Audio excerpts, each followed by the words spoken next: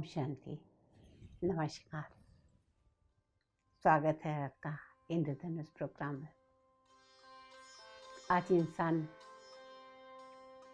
इंसान को देख के डरता है, जानवर को देख के नहीं डरता।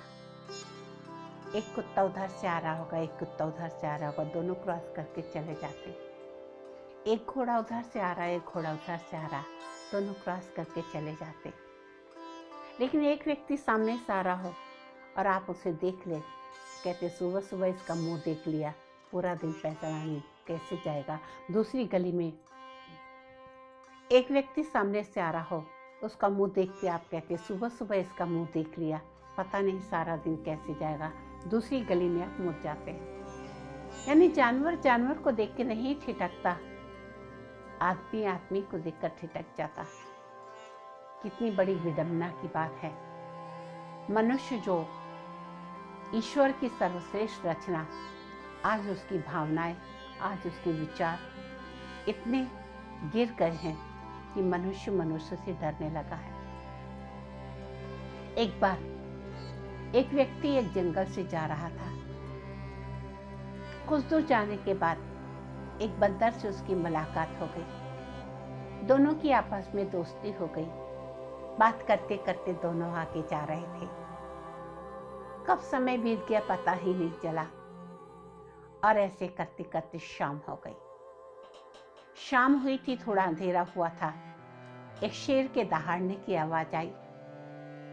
शेर की दहाड़ने की आवाज सुनते बरोबर बंदर झाड़ के ऊपर चढ़ गया और उस व्यक्ति को हाथ दिया, आओ तुम भी ऊपर आ जाओ, और उसको भी ऊपर चढ़ा के झाड़ पे बिठा दिया। और थोड़ी देर के बाद सही में शेर आकर उसी झाड़ के नीचे बैठ गया।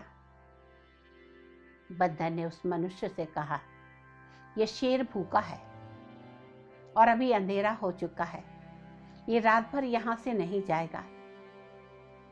रात भर हम दोनों को इस झाड़ पे बैठे रहना है, और अगर कोई को भी नींद आई और नींद के झोंके में आके गिर गए तो ये खा लेगा। तो एक काम करते हैं, आधी रात तुम जागो, आधी रात मैं जागूंगा। अगर नींद के झोंके में एक दूसरे को कोई गिरते देखेंगे तो हम पकड़ लेंगे। आदमी ने कहा, मैं पहले सो जाऊं। बंदर ने कहा, तुम तो मेरे मेहमान हो, सो जाओ। आदमी सो गया। जब उसकी गहरी नींद लग गई तो नीचे से शेर बंदर को कहता है, तुम तो मेरे ही जंगल के रहने वाले हो, ये व्यक्ति परदेसी है, इसे धक्का दे के गिरा दो, मैं इसे खा लूंगा, तुम्हारी जान बच जाएगी। बंदर ने कहा, नहीं, ये मेरा अतिथि है, इसके साथ धोखा, इसके साथ दगाबाजी मैं नहीं कर सकता। बंदर ने आदमी को धोखा नहीं दिया, धक्का नहीं दिया। आधी रात बीत गई, आदमी जाग गया, बंदर सो गया। जब बंदर की नींद लग गई तो नीचे से शेर ने आदमी को वही बात दोहराई, देखो मुझे बहुत जोर की भूख लगी है और तुम इस बंदर को धक्का देके गिरा दो, मैं इसे खा लूंगा, तुम्हारी जान बच जाएगी। आदमी ने सोचा, अरे वाह, मेरी जान बच जाएगी, बहुत अच्छी बात है, और उसने उस बंदर को धक्का दे दिया। लेकिन हम सब जानते हैं, बंदर जब कभी किसी डाल पे बैठता है तो अपनी पूंछ लपेट के बैठता है।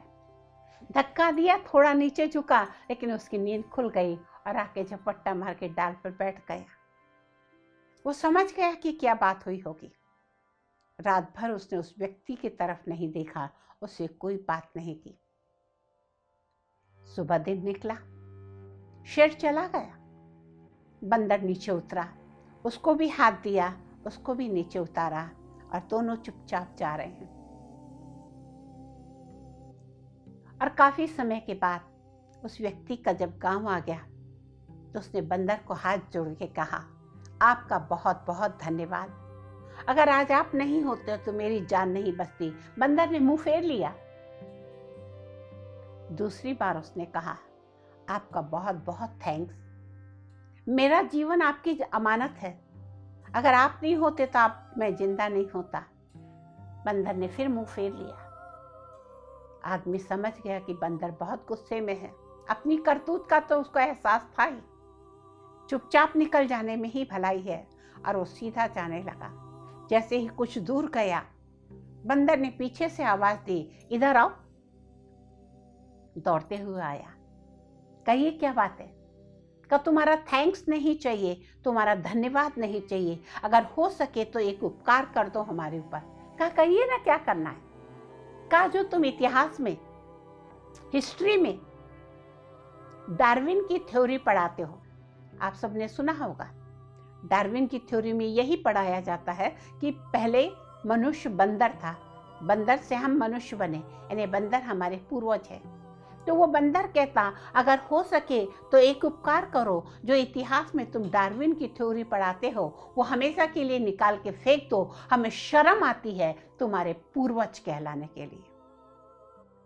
एक जानवर इंसान का पूर्वज कहलाने के लिए शर्म महसूस कर रहा, इसका मतलब हमारी सोच, हमारी भावनाएं कितनी गिर गई है।